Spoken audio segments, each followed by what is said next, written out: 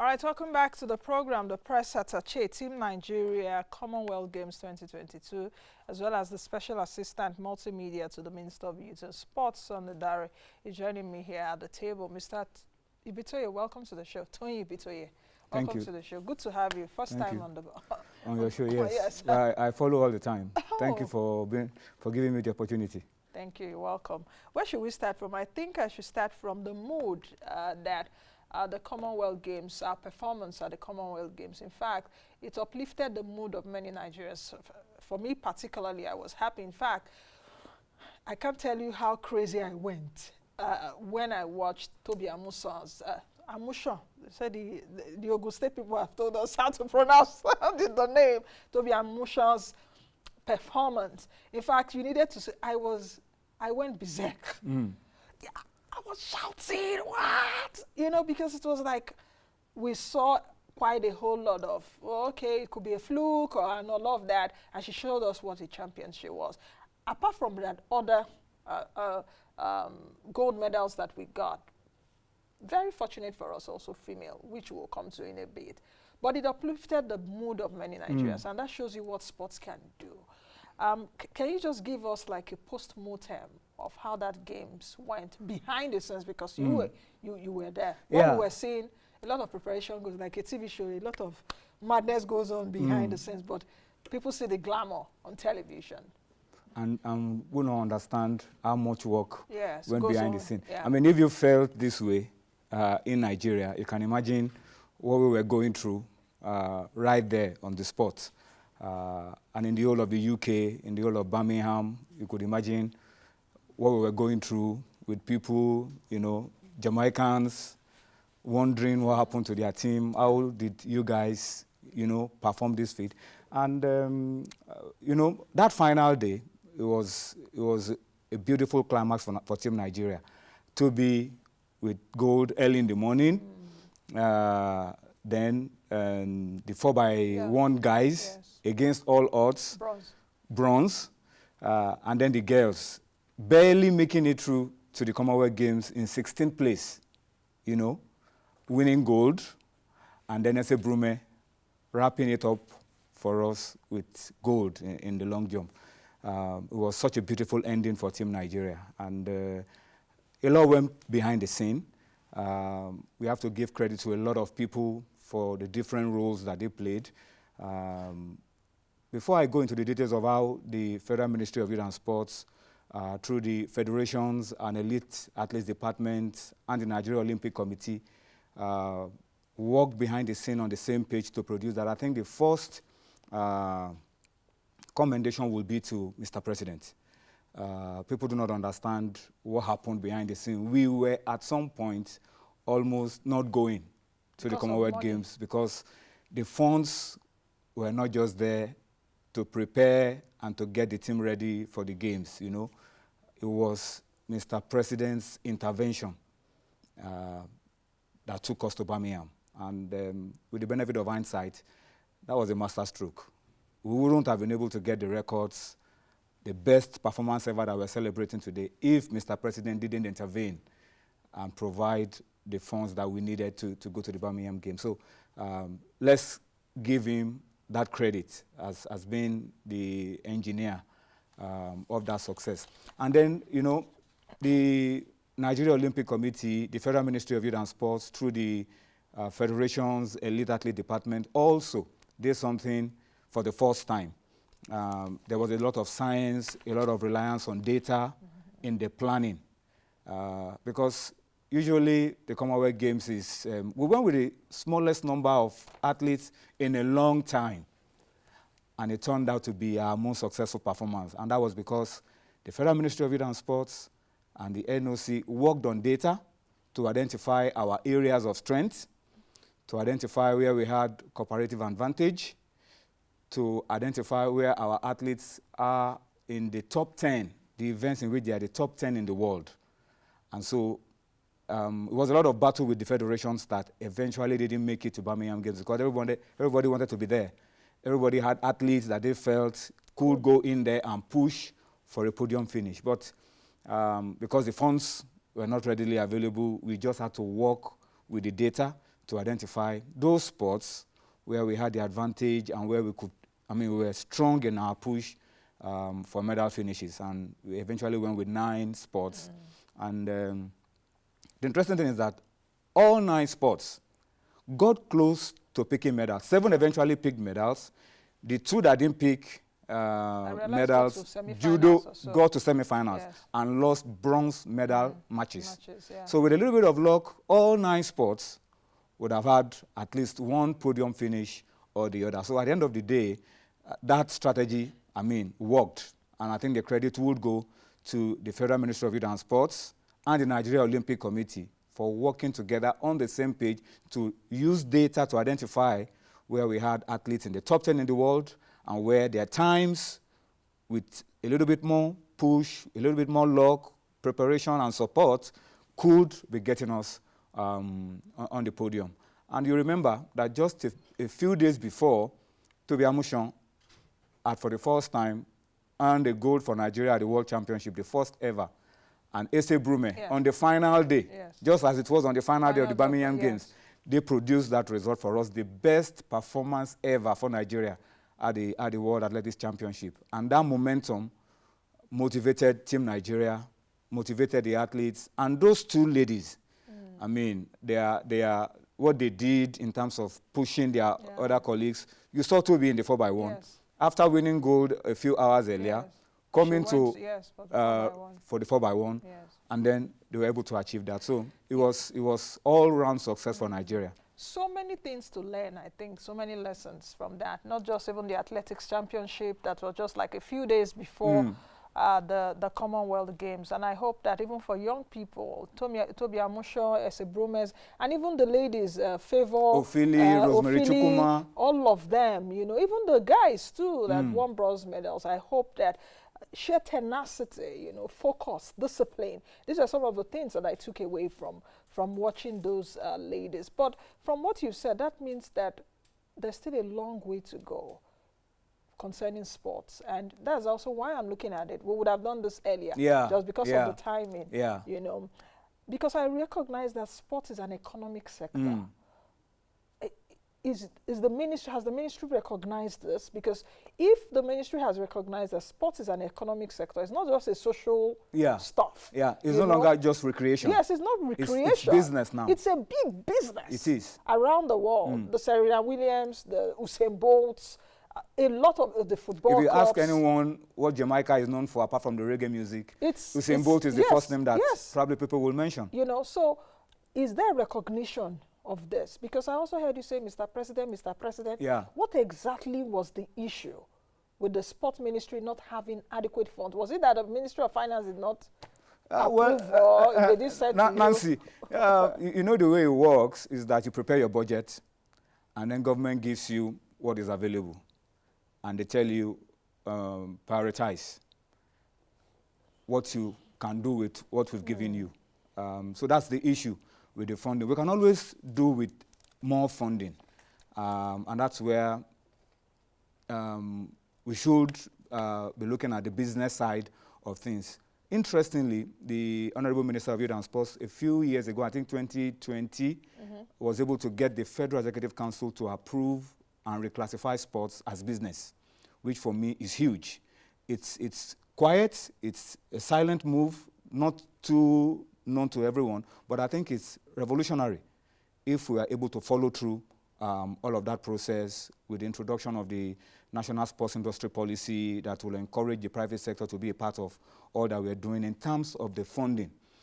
Before I go into details, let me just say something about the boys. People talk about the boys as if they didn't measure up as well as the girls. But you see those 4x1 boys, they are all students. All students. Some in the first year in the university. In Nigeria? NCA, in American universities. Okay. Some of them freshmen, some of them in their second year. So that should put their achievement in proper perspective. But that also shows a hole in our educational system. Because even the Tobi Amusans, they are in the US. They are in the US, absolutely. So would they have performed that same way in Nigeria? And that's with the facilities here and all of that. Those are the issues. Those are the long-standing issues which we should begin to look at holistically in terms of being able to attract. Funding has always been the issue because Birmingham, for example, most of the facilities that were used for some of the sports were in the University of Birmingham. And they are world-class facilities that some of the best athletes in the world were using to prepare and train. And they had no issues about it because it was world-class. So you ask yourself, apart from maybe our fourth-generation universities like University of Ibadan, Obafemi Awolowo University, ABU, Port Harcourt, and a few universities, do we have facilities to produce? Well, the University of Port Harcourt have a high-performance center and all of that, but can we conveniently say our universities are able to produce this kind of facilities that world-class athletes can train with, and be able to compete at the highest level? So these are some of the issues that we need to talk about. And then, as we highlighted, funding and reclassifying sports as business, for me, is one of the legacies of Sunday Dare as Honorable Minister of Youth and Sports.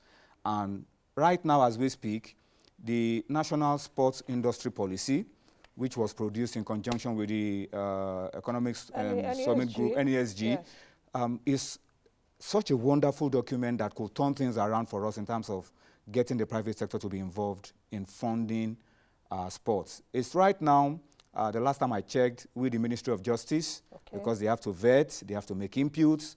But I think one of the things that the Honorable Minister of Youth and Sports, Sunday Dare, is trying to push is that before he leaves office, he's able to get that document over the line so that that can be in place. And that document, I think, July 2020? It's been on for a while. You know the way government works. That's 2 years. That's a long time. You know the way government works. Government works slowly. Sometimes it looks slow. But then maybe it's efficient, and at the end of the day, when you cross the line, sometimes not efficient. And sometimes maybe not efficient as well. But I hope we're able to, it's really pushing for us to be able to get this over the line, because that is key to getting, you were asking if our success was just happenstance. Yeah. You were asking if it could be repeated. Raw talent from those people. Let me tell you some of the things we've been doing that I hope we can be sustained, even if Sunday Dare leaves office. Maybe the next person that will be there can also build on it and be able to get across the line. There is there's the Adopt initiative, yes, where the Honorable Minister is driving for well-spirited, wealthy Nigerians, corporate bodies, state governments, to pick those top athletes with the potentials to finish on the podium. The Blessing Oboro-Dudu in wrestling is another top-class athlete, silver medalist at the Olympics. Odunwayo Adekuroye, I mean, how do I call it? A serial winner, champion at the Commonwealth Games, African Championship, and all of that. State governments picking these athletes, adopting them, providing some funds for them. Not enough to take care of all that they need to do, but enough for insurance, enough for their coaches, enough for training, traveling, and all of that. Between $10,000 and $20,000 for each of these athletes, the foreign-based ones, and then the home-based ones when they are in camp, giving them the support to be able to take care of other needs so that they can keep their minds on improving themselves and getting into the top of their different sports and being able to compete. I hope that can be fashioned into something that is sustainable, because in the last 2 years, we've been able to raise close to $500,000. And you know how much that is when you convert it to Naira. From the Adopt initiatives, and it has taken care of basketballers, it's taking care of special athletes, it's taking care of Blessing Oboro-Dudu, Ese Brume, and some of the top athletes that we have in the world. And Tobi Amuson as well. Ogun State, then we have Delta, then you have Park Kensington, Adebutu, a lot of Dangote, Baba Jebu, and there's some banks, a consortium of banks providing funds. That has helped to leave some of the burden off the Federal Ministry of Youth and Sports, because if you ask the Federal Ministry of Youth and Sports to provide the funding for all of the athletes to train and all of that, and with the little ones that they have to prepare the Team Nigeria as a whole, there will always be a shortfall. So that's what I hope we can sustain, make it a part of the structure for funding, and then see if we can achieve more results. The question of sustainability is there, but the other question for me is that, can we even continue on this route? Because at the end of the day, if sports is looked at as an economic sector, as a business, I think that we should be able to be fashioning our minds, because even when I'm watching the games, different games, not just football, the Serena Williams now, Serena Williams wants to retire. I'm like, oh, I didn't want her to go. She's been, like, she's an enigma. You know, things around sports marketing and all of that. If we are beginning to have that mentality, I think things will begin to change. But the question is, why are we also seeing private investors or private investment not? There's a kind of apathy in terms of investment in Nigerian sports industry, because the policies, government can just wake up this morning and just announce something. Or someone doesn't like your face, the minister doesn't like your face, and something just, you know, scatters. So how can we build a very attractive sports sector that can protect that can even attract private sector and protect their investment? You know, Nancy, the truth is the private sector will be willing to fund and provide some of the resources we're talking about for our sports development, grassroots sports development, if they are also making profits, if they are in business and they are surviving and they are not struggling. It's when you are not struggling and you have some extra that you can begin to think about. That's when the business environment is friendly. When the business environment is friendly, which is why I hope we are able to drive this sports industry policy over the line, and then create that environment for them to be confident that whatever they are involved in, whatever they do with sports, has some benefits for them. That industry policy is pegged on, you know, incentives for those who are going to be investing in sports, is also based on providing infrastructure, and it's also, you know, those are some of the pegs for the industry policy. Because when you are going to be involved in providing infrastructure, you're going to be involved in providing incentives and some of the other things that are going to be involved in funding for our sports, there should be some benefits for you in terms of waivers, in terms of tax holidays, rebates, or ability for you to get single-digit loans, soft loans from the banks because of what you are doing. Is that embedded in the NSIP? Everything is embedded inside the industry policy, if we're able to drive it through. So it's a whole, because those who put it together, from the Federal Ministry of Youth and Sports and the NASG, did a thorough job. It took a long time to fashion all of this together, and they are private sector people, so they know what they want when they want to commit to developing sports. I think that's a lot more sustainable for us. But you have raised the point, Nancy, about government policy and all of that.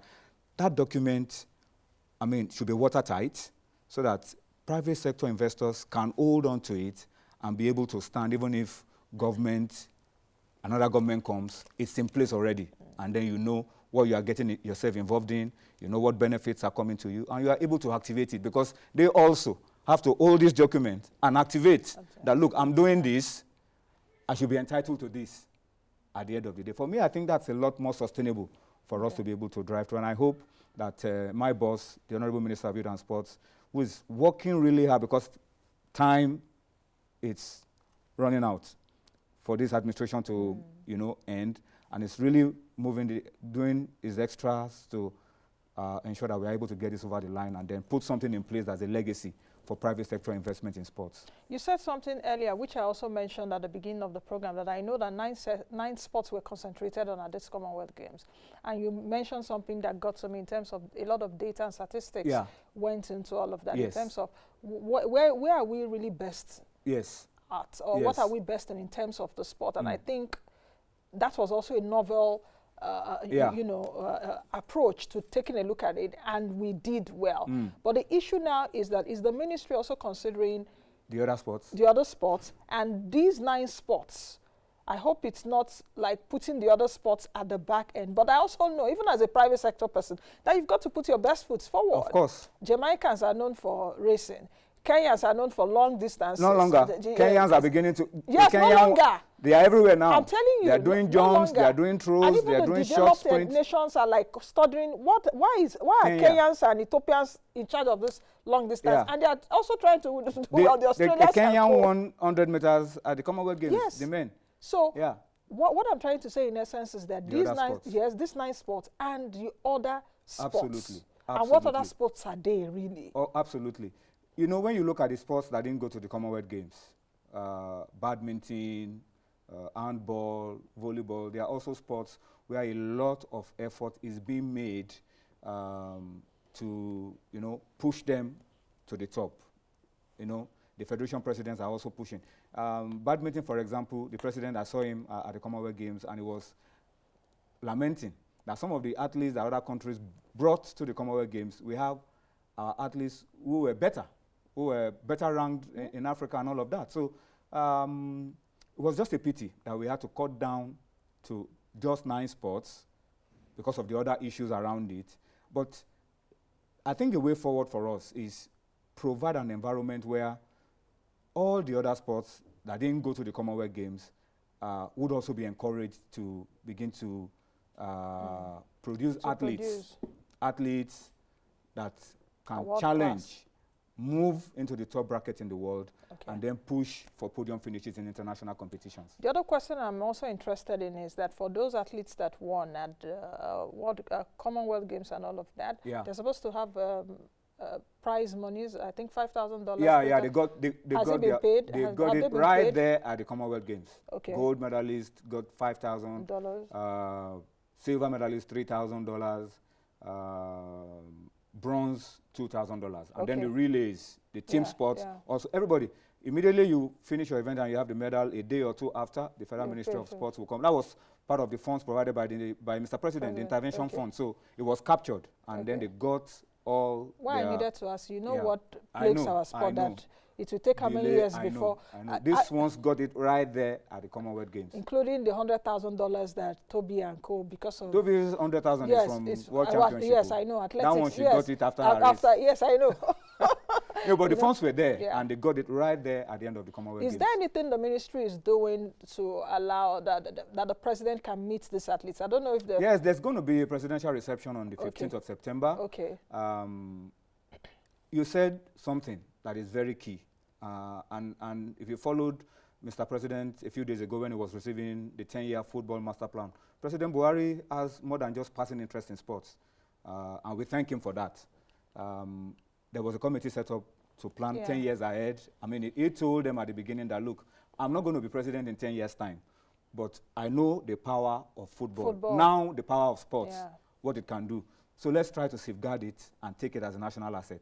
And so he said, look, put this plan in place. Let's try to work towards it. So on the 15th, Mr. President is going to be receiving Team Nigeria athletes to identify with them and also send a message across to private sector, to everybody, about the strength of sports as a unifier. And if anybody wants to do anything that cuts across religious, ethnic, political considerations, then your investment should be in sports. I just hope that Mr. President is also considering, I'm a bit biased, that women did well. Yeah, the women carried us. Yes, the women did carry us. They've been carrying us for a few years. The men did it so many years ago. I it's agree. a cycle. You know, now you're shutting me down. I shouldn't say what I want to say. I'm trying to you know, give an impression that it was Team Nigeria. Team Nigeria. So but it also brings to the issue that we should include women. You can't go wrong with women investment. Absolutely. It's shown everywhere. You can't go wrong. I don't think that sports should be different. I agree with you. The last Olympics, our medalists, Blessing Oboro, Dudu Esebrume, women. World Championship, Amushan, Esebrume, women. Commonwealth Games, Birmingham, all gold medalists, women. So absolutely, the women have done so much for us, and they deserve all the accolades. Accolades. I hope that they will be naming streets after them, because immediately I had to Mr. go President, on I'm sure. Mr. President, better all the streets in Abuja that many Nigerians don't even know the names of the people. Please, I know you people are listening, so let it be considered, because they've done something that they have, absolutely. A 72-year-old feat that, you know, the whole stadium went agog. And now Nigeria, even though we're having economic challenges and difficulties, we forgot about it. We forgot about it. And these athletes really, you know, brought Nigeria to that echelon that, I'm sure right now in the Federal Executive Council, the minister that works with the shoulder highest amongst all of them is my boss, Sunday Dare, because what is done in terms of the public projection of Nigeria, in the last couple of months. It's and I hope amazing. that whatever that will be promised to them will not take them 30 years to fulfill. Like we saw, you're a sports person, so you know what I'm talking about. Many years ago, I think 1980. Yeah. That they got what the government promised. It was President Muhammadu Buhari that fulfilled the promises that were made to the teams. 1994 Super Eagles, 1985. President Buhari fulfilled those promises. So if he is making the promise now, I'm sure the promises will be fulfilled immediately. Okay, what's next for us? Olympic Games 2024, then there's Africa Games 2023. Africa Games next year, Olympic Games in Paris 2024, preparation should begin in earnest. We can build on the success of the Birmingham Games in terms of being able to identify our strong areas now, invest more. These athletes now have to go for a lot of international competitions, compete with some of the toughest teams in the world in their different categories, and, you know, funding at the right time. Funding must come at the right time for these athletes to go for international competitions. And then we keep them there in the top 5, in the top 8, in the top 10 in the world. A little bit of luck as well, you know, so that when the tournaments come, we have the Africa Games next year. Later this year, we have the National Sports Festival, which is our own. Efforts must be made to discover athletes at the National Sports Festival. Yeah, identify potential medalists, identify young athletes, begin to invest in them, and then see if those ones can also replace some of the aging ones and become future champions for Nigeria. The major denominator in all of this is money, is funding, is financing, and I hope that the Ministry of Sports, you know, be the anchor, because it depends on what the government is saying and the coloration and the body language of the government. The private sector would have that confidence to say, okay, this is what we're investing in. You're even discussing this on your show, Nancy. Is a positive step for sports, you know, because people follow, and then you have your influence as well in the private sector. So you could always tell anyone, if you're looking for where to invest and you're not afraid that there will be political considerations or religious considerations or ethnic considerations or whatever you will do, sports. Yeah. And as a sports fan myself. A Chelsea fan. Yeah, a Chelsea fan. And those days when I was in secondary school, I used to run, you know, 100 meters, then the relay, you know. But let's see, I just found myself sitting here. You know, so thank you very much for coming on the show. I'll continue to look at it. Of course, another discussion will be this 10-year football master plan. That will be another edition of the program. Thank you very much, Toyin. Thank you, Nancy, for coming. All right, I've been speaking with Toyin Ibitoye, who is the press attache, Team Nigeria 2022 Commonwealth Games, as well as the special assistant multimedia to the Honorable Minister of Youth and Sports, Sunday Dare. We've been taking a look at sports development. That's the much we can take on today's edition of the program. And this week, please join us again next Monday. I'll be here bright and early. Thank you all for your company. Be the best you can be. Be the change you want to see. Have a fantastic weekend. I am Nancy Naji. Bye now.